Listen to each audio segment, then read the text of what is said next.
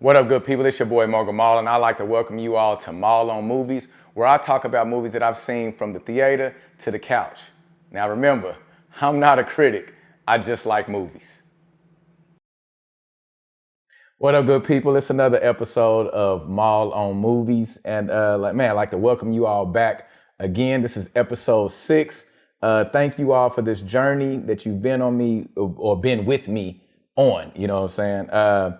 Like I said, the last month we wrapping up the year, so it hasn't been a lot of blockbuster movies that have dropped over the last few weeks. But now we are getting into that moment in time where everything is coming. So November, December is when they want to roll out and end the year. And so actually, you know what? My bad, people. Let me start off by saying shout out to my man Daytrick. How you feeling over there? He's in the building. Feeling good. Good. So, man, we go keep it. We go get right to it. My 3 movies for today. Well, I'll touch on Wicked starting off, and then Red One, and y'all know the big pick, Gladiator II. You know that's where we'll dive in. Yep. So, real quick, Wicked, man. I want to say. I enjoy it, man. I'm gonna tell on myself. Y'all can go ahead and talk about me and crucify me for whatever reason. I always have to preface stuff with this. Y'all know I don't watch a lot of previews. I just go to the movies if it's something on Dolby, IMAX, or if I hear people talking about it. And I know, and I'm y'all know me and my pro blackness. If a black person's in it or a lead character, I'm gonna go support it. So. Boom, Wicked. It's been promoted for the last 6 months. But maybe I was somewhere lost because I don't know why I thought that Jennifer Hudson was in this movie. I'm sorry. My apologies. So I'm sitting up here in this movie and I'm looking, I'm like, man, that don't really look like Jennifer Hudson. But it kind of, I don't know. I'm tripping. I'm sorry, it wasn't Jennifer Hudson.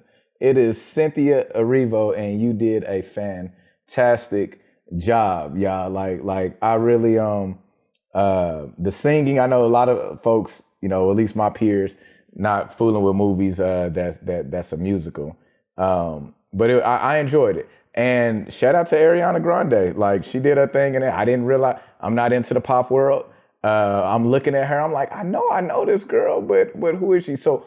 For me, like y'all can clown and laugh and all of that of my ignorance, but I like it because I actually appreciated the movie, not based off of the stars or whatever, just based off of the acting and the storyline. And it made me want to go back and just watch The Wizard of Oz and get my, it's the telling of the story of the what we know as the Wicked Witch.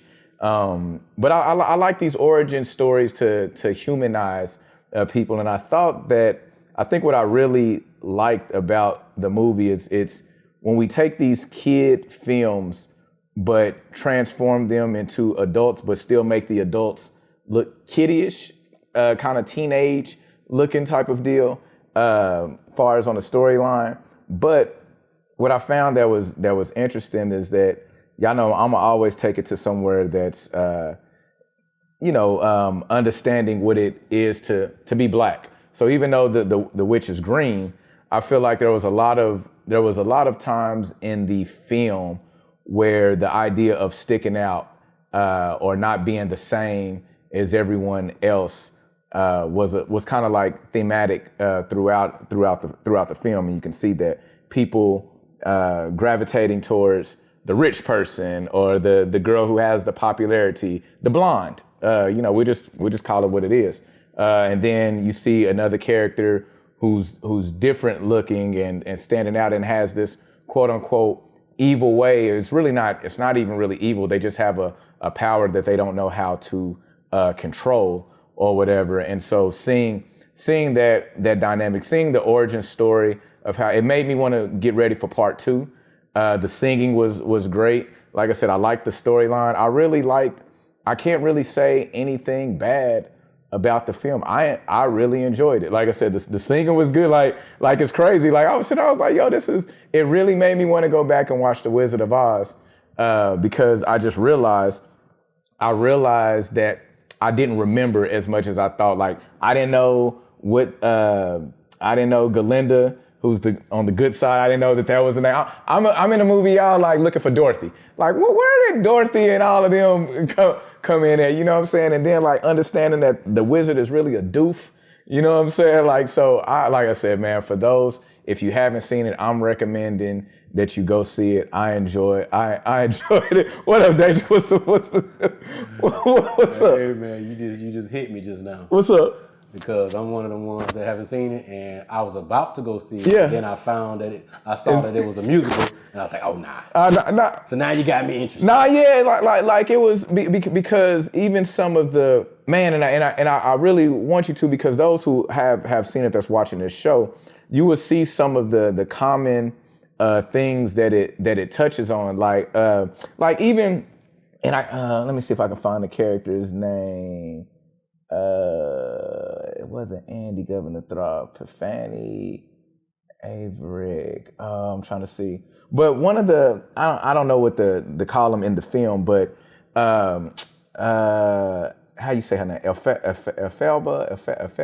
I'm probably getting all that wrong. The witch.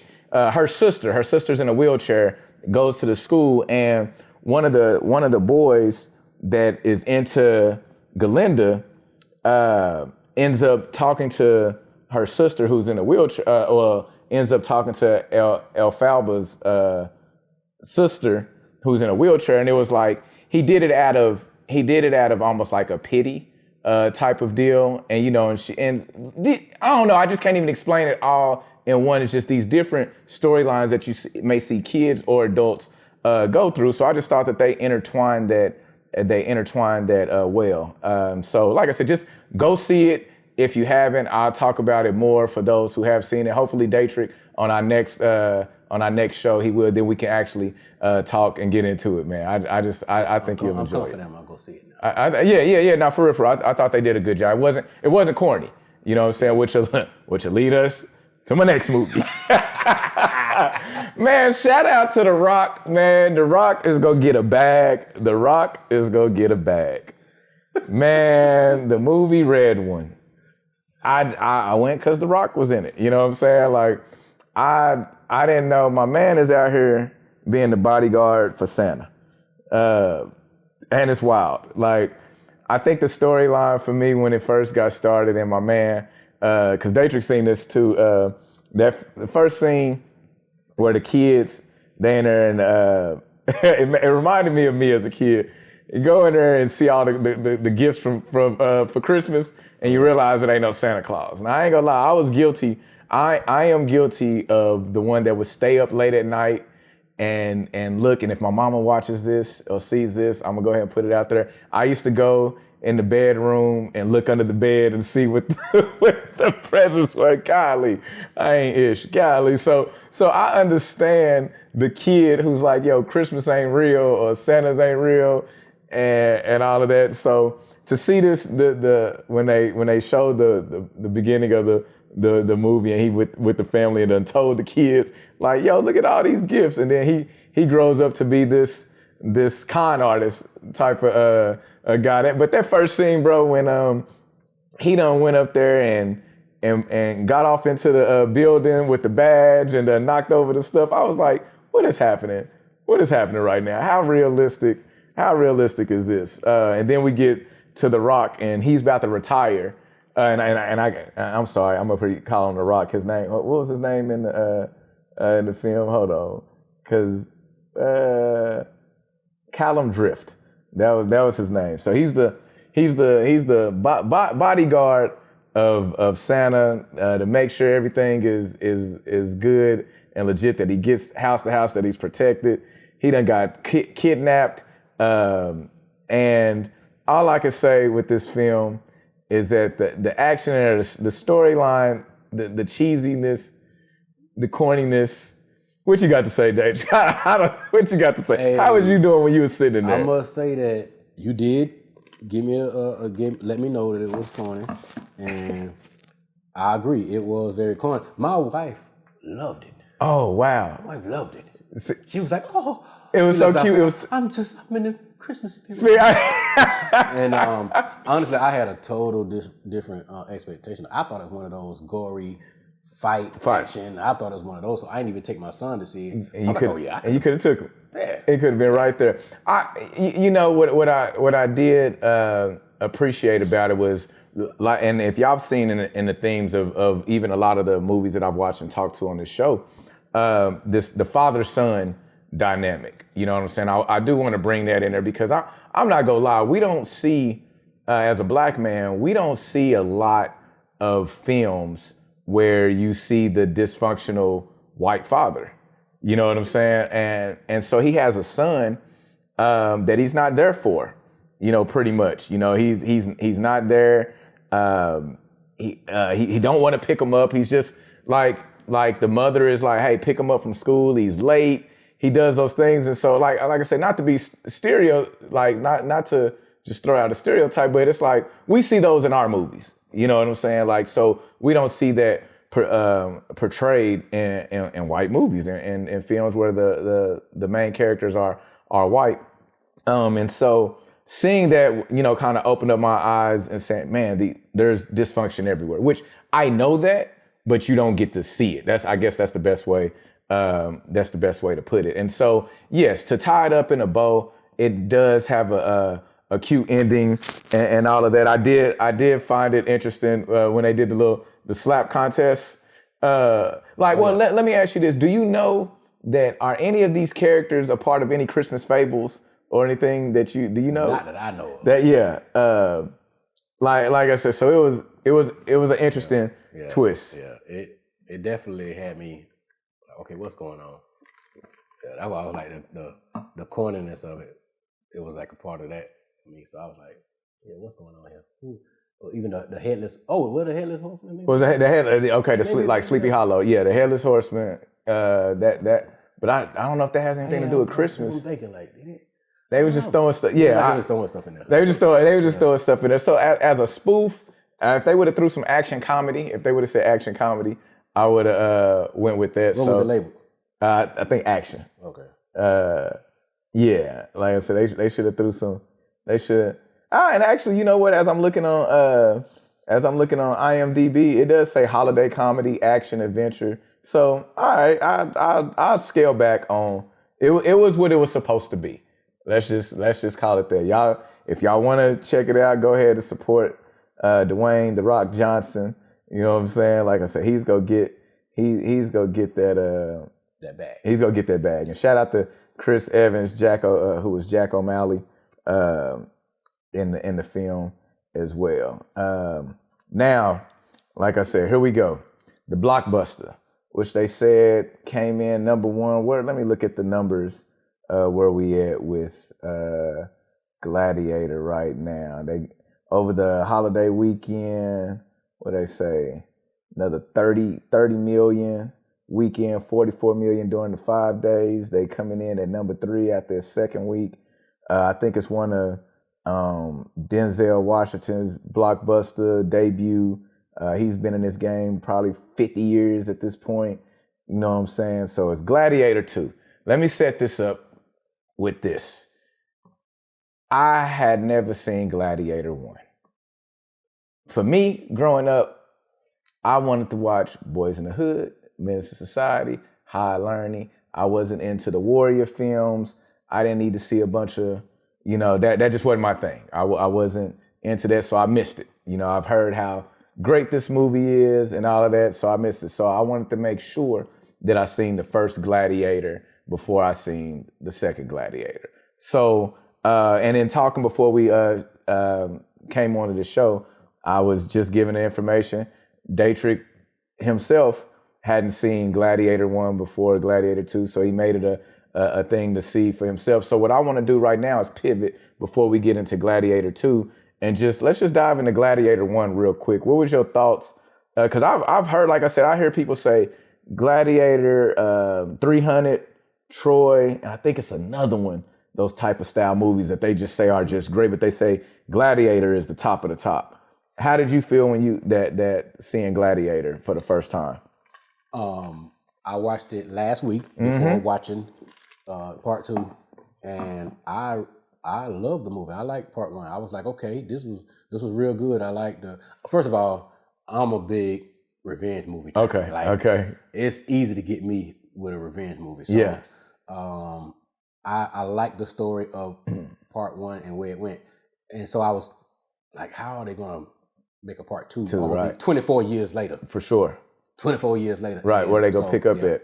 Yeah, I would say on that part 1, I said what what's so interesting in watching film now is like looking at the graphics. I think that's the storyline of that movie.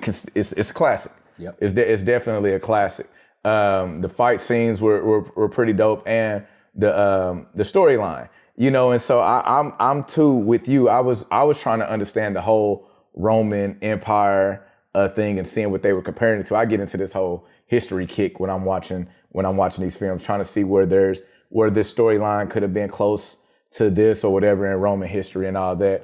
So I found the first one very interesting. I had to actually watch it a couple of times just to catch everything or whatever. And so Russell Crowe and them, they did that. And to your point, I was wondering like what are they gonna do with the storyline? Who's next? Like who's alive and who it is?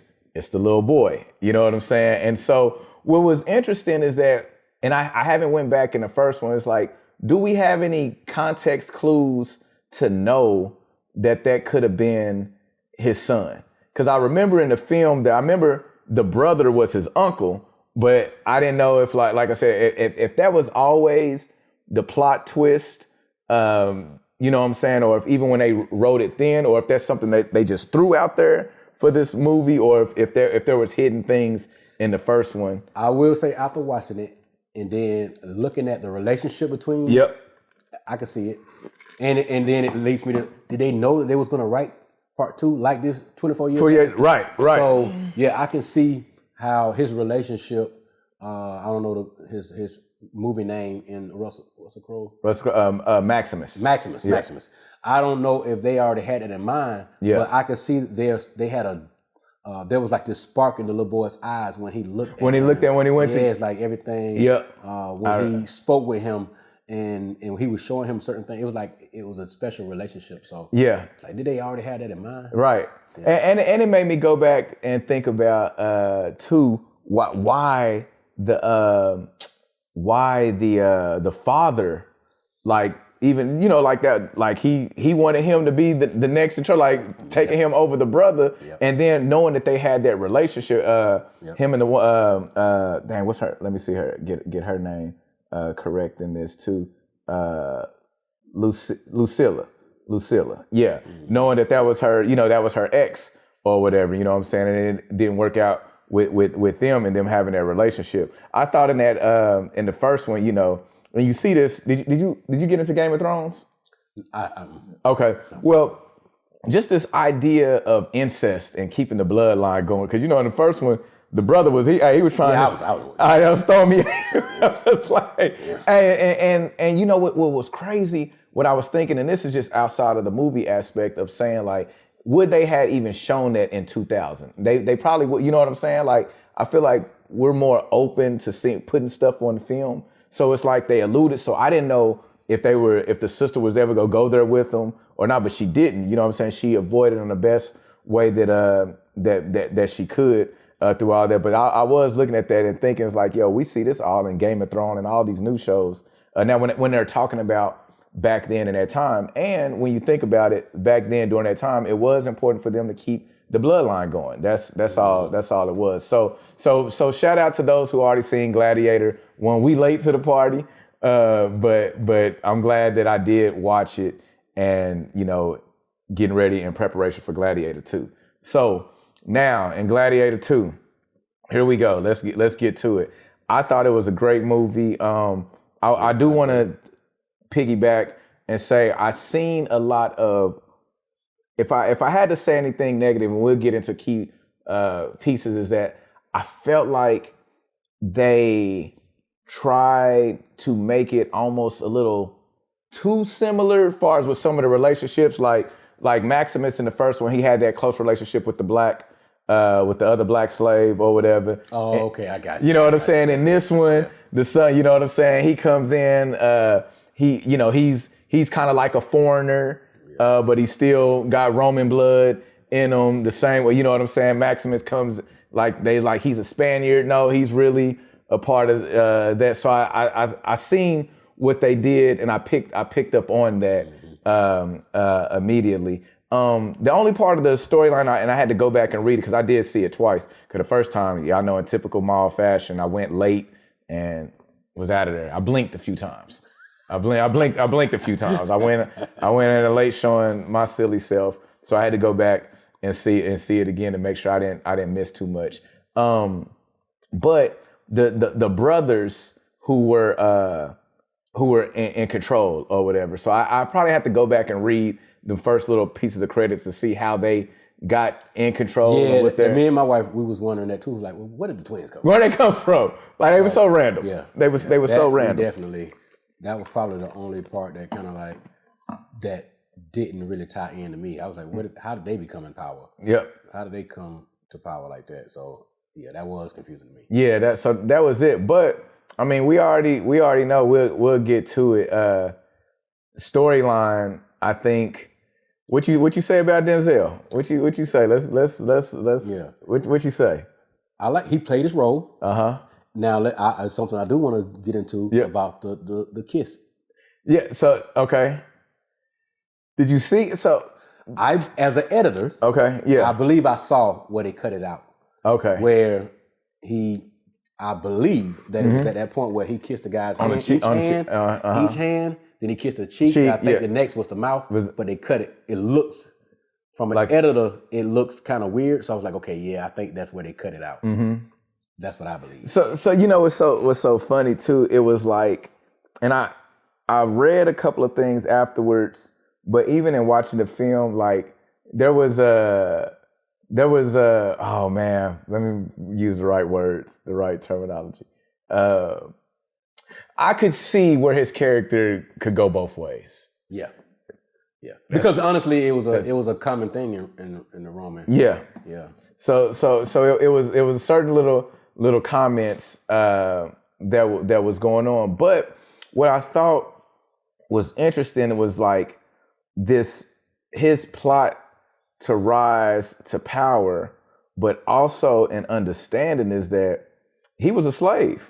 Yep. He was bought. You know what I'm saying? Like, so on one side you would want to root for it's so compact and because when you look at the son, when you look at Lucius or whatever, he's wanting to fight back. The whole idea is freeing Rome and freeing people and all of that. But even with him having to kill his mother's lover or whatever, you know what I'm saying? Like, for that, it was like this position of power. Similar thing that they did in the first one is like showing the people how bad this really is. This whole gladiator fighting thing, and it's them showing that.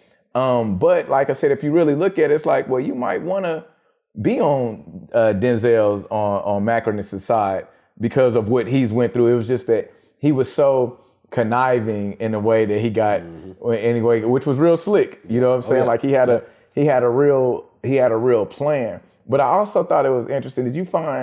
What did you think about, like, at first the boy Lucius, like, not believing his mom or having that resentment? Then it was like a switch flip. I think he always knew. He always knew. Yeah, okay. He knew. He remembered. He even remembered that he met his dad. I think he remembered. He knew the whole thing. I believe that he was trying to block it out. He was intentionally trying to not remember, and he was kind of like, I don't remember you. I don't know you. Yeah. I used to do the same thing. Yeah. Word. My dad. Word. I don't know you. Yeah. But, so yeah. And see that's interesting you said it, because I was like, well, he went from not fooling with her to killing old boy. I mean, which I guess he kind of had to. He had to get his revenge. Mm-hmm. He had to, because old buddy killed the wife, and that was the thing. It was like, none of that was intentional. You know what I'm saying? He was sent out there on a mission, and so he didn't want to have to do any of the things that was going on. But that's just a part of the job. I think my biggest. I was trying to think. What other scene? I think the CGI and some of it was a little off. Yeah, I'm like because I am a production person, I still at times struggle with CGI versus practical effects and stuff.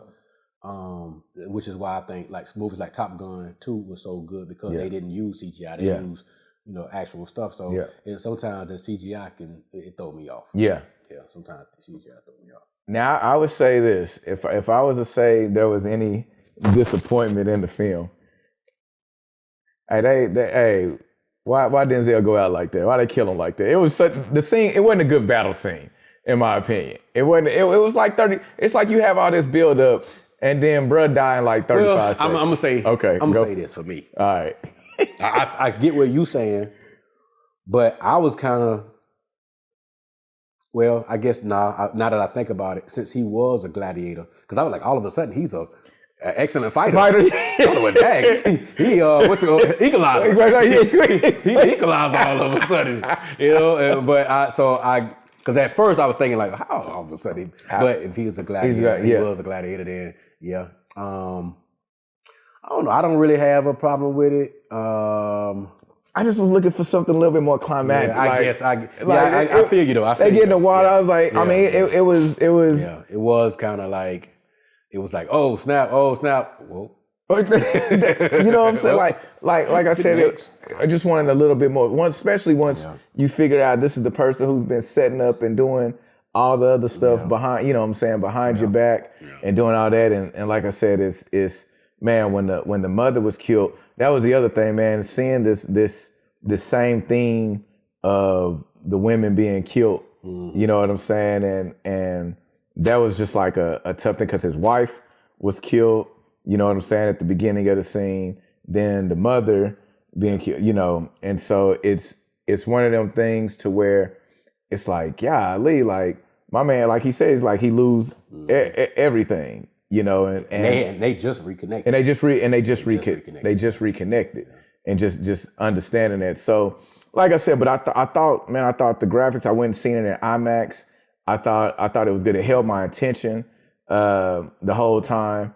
You know, I thought think they set it up for another one?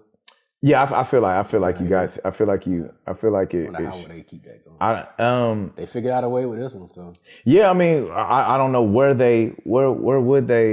would they go? Unless they have a part 3 that actually shows the end of the gladiator, the era of it, and how that came about. Yeah. So yeah, like I said, I mean the fight scenes. I mean, I think shout out to Paul Mescal who played Lucius. So I thought they did the looks pretty good. I like the flashback. I like I said, he did everything like the mother said. It's like, yo, you have so much of your dad in you. You know what I'm saying? Him grabbing the sand and doing that. So these little things. Like I said, I think as far as a film that where people, like I said, you take something from 20 years later and still try to pick up. I think we've seen this year Gladiator II, Beetlejuice, I thought did a good job of connecting the story.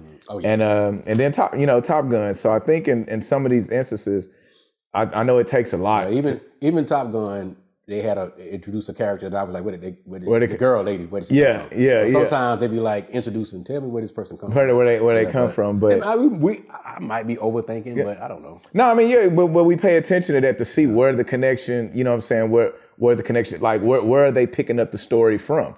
Like how many years later are they, picking it up from, like to make it really make sense. So like I said, I know you've seen Gladiator 2. We already told you how it ends. Lucius is victorious over Denzel. Denzel acts like I'm sorry, I keep calling him Denzel. Macrinus act like he the homie. He's doing the whole setup the whole time. But I thought from a role of Denzel, I think it is we hadn't seen him in this type of space before, and just to see him grow as an actor, I just thought it was really. I will say, Mm-hmm. and I the first, I want to say the first probably 15 minutes of watching him play that character, I did feel like he was trying too hard. Okay. The first 15 minutes, yeah. I felt like he got better at it. But the first 15 minutes of watching him or so of him play that character, I felt like he was trying too hard. Okay. But then I was like, okay, yeah, he doing good. Yeah. Doing good. And again, it may be me thinking too much, but I did feel like he was, at first I felt like he was trying too hard because Denzel liked to engulf a character. He liked to become a character. Be in it. Yeah, and I felt like at first, and maybe again, I will watch it again. Yeah. And maybe after watching it again, I'll change my mind. Right. But yeah. Well, see, for me, I didn't know what his role was gonna be. I didn't know, like I said, I didn't know it was really interesting how they promoted it, because he was really a part of the film. Yeah. He was really a part of the movie, and I think even just his storyline of how he rose and got to where he was, and how they put that in there. So I thought that was interesting. Why he hated the little girl so much, because of her dad. Yep. Yeah. That's what, you know what I'm saying. Like, but it takes you back to say, hey, like, this man that y'all think was good wasn't that good either. Like, you know what I'm saying. It's kind of like the whole thing with Abraham Lincoln. Yeah. You know what I'm saying? Like, we want to revere him. Oh, he did stop the Emancipation Proclamation. Like, no, but he had slaves too. Yeah. You know what I'm saying? So that's why it was kind of like, I was like on the fence, because then when I seen, like, I was like, yo, Denzel doing some crazy stuff right now. You know what I'm saying? Yeah. And then when he sat with him, was like, yo, like, your pops, boom, we got this. And it was like, oh, like, I was like, oh, I might need to be riding on his side. Yeah. Then, you know what I'm saying? But I was like, nah, he doing too bad out there. But that's what it make you kind of think, just think about in it or whatever. And so, like I said, you got anything else on it? Really, that's it, man. I enjoyed 1 and 2. I like how they tied the stories together.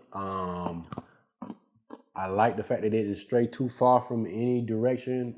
I give it a 9.9 for me. Oh, really? Yeah, I give it 9. So for me, I could have used. Now I ain't gonna lie, I could have used a couple more fight scenes. A couple more fight scenes? Yeah. I don't know who he would have been fighting, but it was cause because I thought that the whatchamacallit was cold though. When, you know what? Yeah, go ahead. The sharks, the whole the shark thing. That might have been a lot. That probably was a bit much. Like, wait a minute. What they doing with this? Is a whole nother arena. Y'all got another arena with y'all. Is this State Farm arena where y'all can just turn from ice to a basketball court? Where did it come from? It was very. It was a deep pool of shark too. It was no. What happened? So it had me thinking I was somewhere else. Yeah, like, what is happening? Where did sharks come from? Yeah. Like you in. First of all, you think about it. Where did they get sharks from? Where they get sharks from? That's what I'm saying. I thought it was. I mean, like I said, I know the scene, the water scene of them coming. I don't know. Yeah, you gotta have me making up something. I'm not gonna do it. Yeah, but I mean, again, I enjoy it. Sometimes you could. I mean, that makes it a movie. Yeah. That makes it a movie. I thought the other when Macronus Denzel, when he killed the brother, when he got him right there, I thought that was wild. Like just that's when he hit him with the pin. It was like so his methods of doing so.